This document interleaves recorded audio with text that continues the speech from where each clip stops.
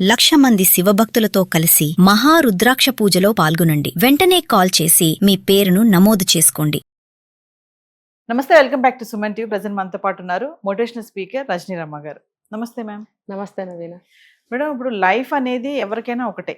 అది luxury life అని, middle class life అని రెండు ఉన్నాయి. చాలా మంది ఏంటంటే ఈ లగ్జరీ లైఫ్ ని చూసి మిడిల్ క్లాస్ వాళ్ళు కొంచెం వాతలు పెట్టుకుంటా ఉంటారు. అంటే ఇక అది మీరు చెప్తే బాగుంటది. కొంత ఏంటంటే అధిక ఖర్చులు. అసలు లగ్జరీ లైఫ్ వల్ల ఉండే ఆనందం ఎలా ఉంటుంది, ఈ మిడిల్ క్లాస్ వాళ్ళ లైఫ్ ఎలా ఉంటుంది, ఒక్కసారి మనం దాని గురించి మాట్లాడుతాం. లగ్జరీ లైఫ్ అంటే అవసరం లేని విషయాన్ని మనం ఖర్చు పెట్టడం అనుకోండి. అది మనకు అవసరం లేకపోయినా మరి అది లగ్జరీయే కదా. ఏదైతే నీడ్ అవుతుందో అది లగ్జరీ కాదు. కానీ ఇప్పుడు ఫ్రిడ్జ్ ఉంది, అది నీడే కదా. మరి ఇందాక చెప్పుకున్నట్టు గ్యాస్, అది నీడ్, అది లగ్జరీ కాదు. కానీ మనకి ఏదైతే అవసరం లేదో దాని మీద ఖర్చు పెట్టడం అనేది లగ్జరీ. ఇంకా కొంతమంది చెప్పాలంటే పక్కింటోళ్ళ కంటే మనం కొంచెం అప్పుగా కనిపించాలని చెప్పి గొప్పలు మెయింటైన్ చేస్తుంటారు. ఈ చెప్పులు మేము అంత పెట్టి కొన్నాము, ఈ చీర అంత పెట్టి కొన్నాము, ఆ తలుపుకి ఏదో వేలాడు కట్టాము, దాని ఖరీదు ఇంత. అంటే అవసరం లేకపోయినా నువ్వు కొనుక్కొచ్చి అట్లా తగిలించి నీ బ్రాండ్ పెంచుకుంటున్నావు అక్కడ. అంటే చుట్టుపక్కల వాళ్ళందరి దగ్గర నువ్వు అప్పరగా కనిపించాలని చెప్పి నువ్వు ఇలాంటివన్నీ గొప్పలకు పోయి ఖర్చు పెడుతున్నావు. నువ్వు అది లగ్జరీయే కదా. పెద్ద పెద్ద కొనుక్కొచ్చి ఇంట్లో పెడతావు, అది లగ్జరీయేగా. ఇంట్లో అడ్డం, దాని ఉపయోగం ఎంత ఉంది. మరి వస్తువులు కావాలి కదా, ఇల్లు అన్నాక ప్రతి వస్తువు కావాలనుకో, కొనుక్కో, తగినట్టు కొనుక్కో. నీ దగ్గర ఉన్న డబ్బుకి నీ ఇంట్లో అది సెట్ అవుతుంటే కొనుక్కో. అది ఎంత కావాలో అంతే. ఒక చిన్న రూమ్ ఉంది, దానికి సరిపడా ఫర్నిచరే నీకు ఉండాలి. పెద్ద హాల్ ఉందనుకో, దానికి తగ్గట్టు నువ్వు పెద్ద పెద్ద కొనుక్కుని 4 సోఫాలు వేసుకో. 4 సోఫాలు వేసినా హాల్ చిన్నగానే కనిపిస్తుంటుంది ఒక్కో చోట. ఇప్పుడు మనం చూసామంటే పెద్ద పెద్ద విల్లాస్లోకి అట్లా వెళ్ళామంటే హాల్లో 3-4 సెట్స్ వేసి ఉంచుతారు. సరే, దానికి తగ్గట్టు అది ఉంటుంది. అది లగ్జరీయే, ఖచ్చితంగా అది లగ్జరీ లైఫే వాళ్ళది. మరి అది మిడిల్ క్లాస్ వాళ్ళకి రాదు కదా. ఎక్కడి నుంచి వస్తుంది? డబ్బుతో ఉంది అదంతా కూడా. అనవసరమైన ఖర్చు పెట్టుకోవడము, దానివల్ల ఏమవుతుందంటే అవి కొనుక్కురావాలి, ఇల్లంతా సర్దాలి, అదంతా పెద్ద టైం వేస్ట్ పని.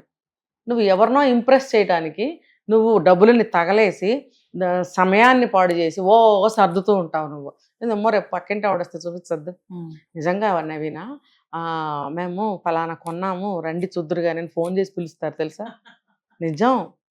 మా ఇంట్లో ఇవాళ సోఫా తెప్పించాము, ఒక చిన్న ట్రీట్ ఇస్తున్నాను రండి. ఇప్పుడు ఆ సోఫా ఎంతో చెప్పాలి, అందుకని పిలవాలి. పిలిచి 4 స్నాక్స్, టీలు, కాఫీలు ఇచ్చి అబ్బా ఆహా ఓహో అనిపించుకుని పంపించాలి వాళ్ళతోటి. అది లగ్జరీయే కదా. అవతల వాళ్ళకి ఉందో లేదో మనకు తెలియదు. సంతోషించే వాళ్ళు ఉంటారు, లేకపోతే మాకు కూడా ఉంటే బాగుండు అనుకునే వాళ్ళు ఉంటారు, మాకు లేదని బాధపడే వాళ్ళు ఉంటారు. ఇది అవసరం మా సమాజంలో. ఇది సమాజంలో సమానత్వం లేకపోవడం అనమాట. అంటే నీ ఇంటికి దగ్గర నువ్వు కొనుక్కో, ఎవరు కాదనరు, పిలుస్తారు. ఇవాళ 4 చీరలు కొన్నాను, బ్రహ్మాండంగా ఉన్నాయి, ఆర్డర్ చేశాను చూద్దురు రండి అంటారు. అది ఎందుకు అలా? లగ్జరీయే కదా. పోనీ నువ్వు అనుభవించు, వాళ్ళని పిలవడం ఎందుకు, వాళ్ళు బాధ పెట్టడం ఎందుకు? ఈ ప్రతిదీ దానివల్ల సమయం వేస్ట్ అవుతుందా లేదా? అంటే టైం వాల్యూ తెలియకపోవటం నీకు, అక్కడ డబ్బు వాల్యూ తెలియకపోవటం.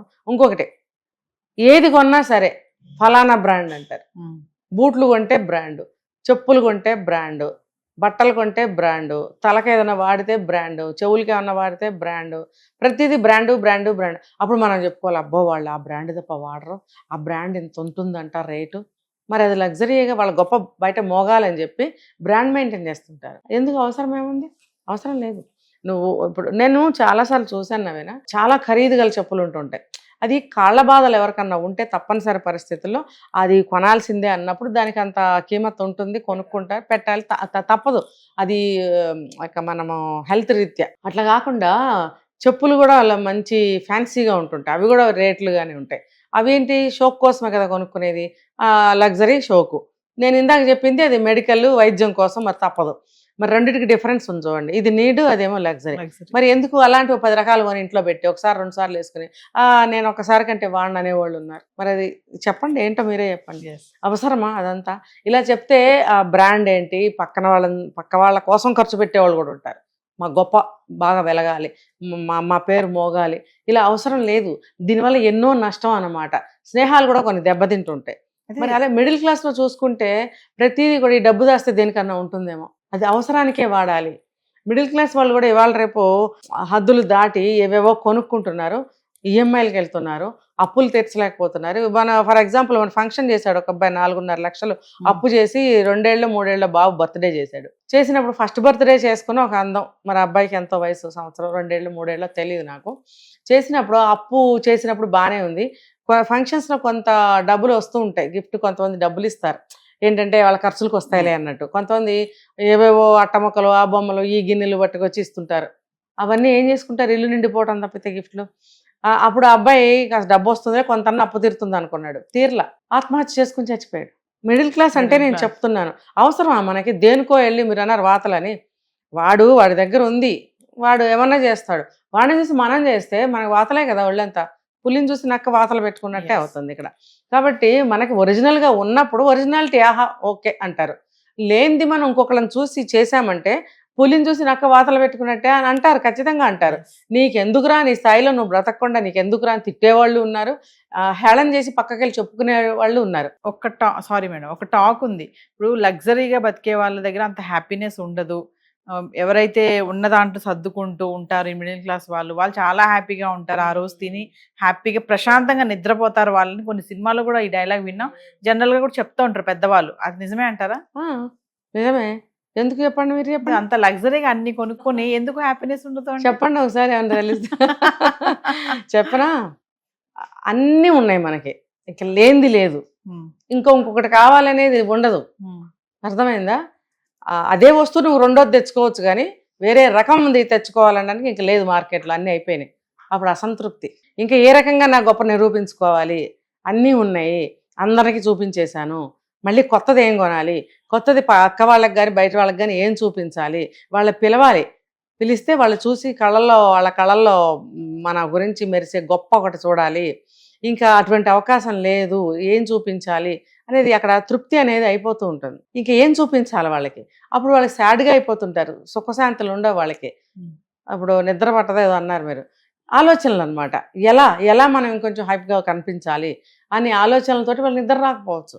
అదే మిడిల్ క్లాస్ వాడికి ఏంటంటే ఒక 4 ఏళ్ళు ఆగి జాగ్రత్తగా డబ్బులన్నీ దాచి ఒక కారు కొనాలి అంటే, నాన్న మనం ఏం కారు కొందామని కొడుకో కూతురు అన్నప్పుడు, ఫలానా కొందాంరా మనకి బాగుంటుంది అన్నప్పుడు, అది కాదు నాన్న మార్కెట్లోకి ఇంకోటి ఏదో కొత్తది వస్తుందంట, మన డబ్బులన్నీ పోగు చేసి దాచేటప్పటికి అది మార్కెట్లోకి వస్తుంది, అది కొందాము అన్నప్పుడు, ఆ రోజు వచ్చినప్పుడు ఆ కారు కొని ఇంటికి తెచ్చినప్పుడు ఎంతో ఆనందం ఉంటుంది.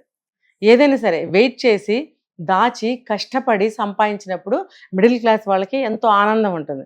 అన్నీ ఉన్న వాళ్ళకి, లగ్జరీ లైఫ్ అనుభవించే వాళ్ళకి, రోజుకు 10 రకాలు ఇంటికి తెచ్చుకునే వాళ్ళకి ఈ తృప్తి అనేది ఉండదు. ఇంకా ఏముంది, ఇది చేసినా ఎంత చేసినా ఇంకా అదే రిపీట్ అవుతూ ఉంటుంది. వాడికి ఇంకా తృప్తి ఉండదు. చూస్తుంటే పక్కన మిడిల్ క్లాస్ వాడు ఎదిగిపోతూ ఉంటాడు, వాళ్ళని బీట్అవుట్ చేయాలి ఎట్లా, ఈ ఆలోచనలతోటి బుర్ర పగలగొట్టుకుంటుంటాడు అనమాట. కాబట్టి వాడికి నిద్రాహారాలు ఉండవు, తృప్తి ఉండదు, సుఖం ఉండదు, శాంతి ఉండదు, ఏమి. ఈ మిడిల్ క్లాస్ వాళ్ళు ఏంటంటే ఎప్పటికప్పుడు ఒక కొత్త విషయాన్ని తెచ్చుకుంటూ ఉంటారు. ఆ సమయానికి ఈ సంవత్సరం ఏదైనా కొత్త పని, కొత్త విషయము ఏదైనా ఒకటి వచ్చింది వాళ్ళ జీవితంలో కంటే ఆ సంవత్సరం అంతా ఆనందంగా ఉంటారు.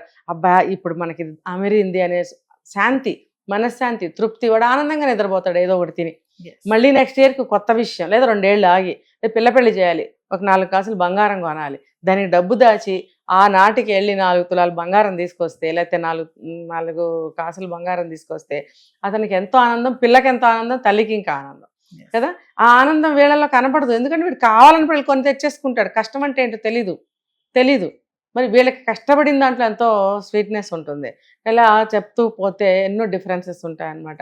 కాబట్టి కష్టపడి సంపాదించి ఆనందాన్ని పొందటం అనేది ఆ టైంకి అది ఎంతో ఆనందాన్ని, తృప్తిని, సమాజంలో గౌరవాన్ని, ఒక గొప్పదనాన్ని ఆపాదిస్తుంది. Thank you.